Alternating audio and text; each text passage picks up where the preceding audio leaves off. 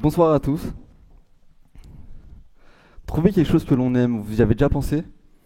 Je vous ne parle pas de nourriture, de vêtements, mais la raison qui vous pousse à vous lever tous les matins. Qui n'a jamais rêvé de faire sa passion son métier? Maintenant, revenons 8 ans en arrière, me voilà en classe de 3e.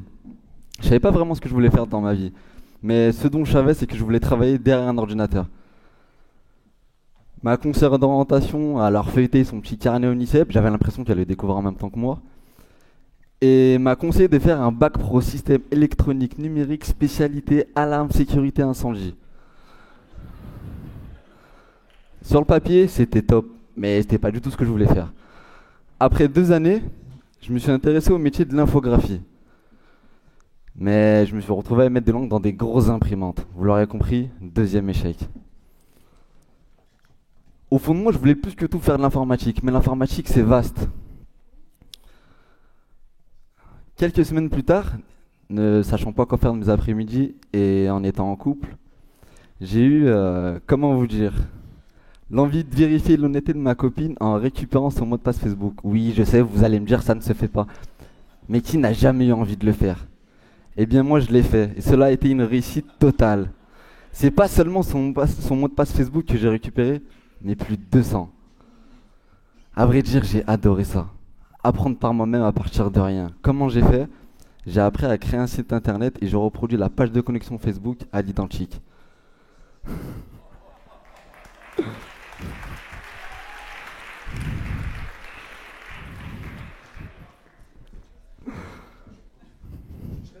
À partir de là, j'ai commencé à me renseigner sur les différentes formations pour devenir développeur web.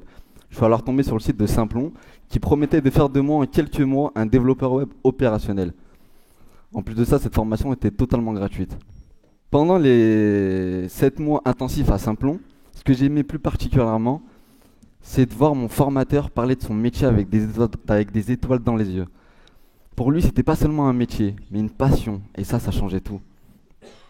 Quelques semaines avant la fin de ma formation, Simplon proposait de passer un titre pro en alternance, équivalent à un bac+2 développeur logiciel. Moi qui n'avais pas de diplôme, c'était exactement ce qu'il me fallait. Un grand merci à Simplon.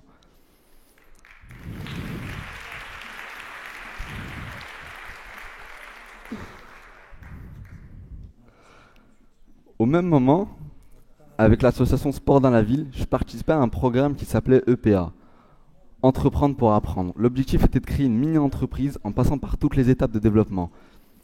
Mais moi qui n'avais pas de diplôme, je m'étais jamais vraiment imaginé entreprendre. Pour moi, ça faisait partie d'une élite. Mais la vie, c'est une succession d'événements qui vous apportent des opportunités à saisir. C'est à ce moment précis que j'ai compris la puissance des réseaux. Les membres de mon équipe EPA ont rencontré mon futur associé Laurent, qui était à la recherche d'un développeur pour créer la première version de son projet Lico. Mes amis lui ont alors donné mon numéro, nous nous sommes rencontrés quelques jours plus tard, mais le projet de Laurent étant très jeune, il n'avait pas les moyens financiers de me prendre en contrat d'alternance. Nous avons quand même décidé de garder contact, car je voulais rejoindre son projet plus tard. Je me suis mis à la recherche d'autres entreprises et j'ai finalement accepté un CDI dans une agence web lyonnaise. 10 mois plus tard, octobre 2017, l'agence web est liquidée. C'était alors pour moi le bon moment de rejoindre le projet de Laurent, Lico. Vous vous demandez sûrement c'est quoi Lico, mais laissez-moi d'abord vous raconter mon arrivée dans cette start-up et ce qu'elle représente pour moi. À mon arrivée, il manquait surtout deux éléments essentiels. De l'argent comme beaucoup de start-up, mais aussi un CTO. Je sais, ça fait classe en anglais, hein. C'est directeur technique. Laurent m'a alors proposé le poste de CTO. Mais moi qui n'avais pas d'expérience, je ne me voyais pas être CTO. Je lui ai dit que je voulais surtout apprendre, quitte à ne pas être payé. Je voyais plutôt ça comme une belle ligne sur le CV. Quelques semaines plus tard, il y a environ 200 ingénieurs contactés, Adrien a intégré l'équipe. Par son travail, son talent et son expérience, il s'est intégré naturellement comme leader technique et est devenu notre CTO.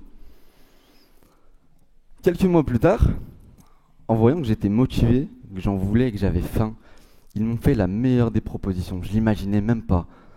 c'était de me faire entrer au capital et devenir cofondateur. J'étais plus un développeur parmi des développeurs. J'avais un rôle, j'ai des responsabilités, je les aime et je les assume. À partir de là, il fallait lancer la plateforme, Lico, pour mi-juillet. Il fallait aller très très vite. Sincèrement, je dormais plus. Je vivais Lico, je mangeais Lico et je me douchais Lico. Mais j'avais pas l'impression de travailler, j'avais plutôt l'impression de m'amuser en fait.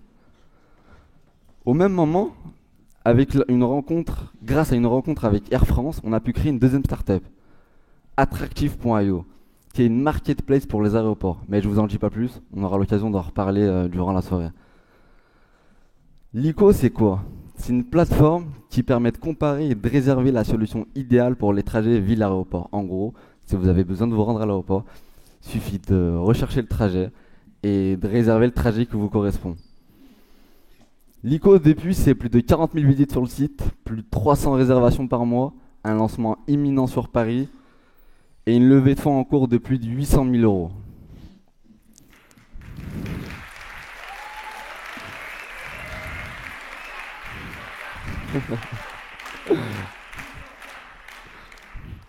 Si on revenait vers moi, si on revenait 8 ans en arrière, et qu'on me disait que j'allais devenir développeur et cofondateur de deux startups, je n'y croirais même pas. Mais au vu des opportunités qui se sont ouvertes à moi en faisant ce que j'aime, maintenant j'y crois. Donc faites ce que vous aimez et les opportunités suivront. Merci de m'avoir écouté.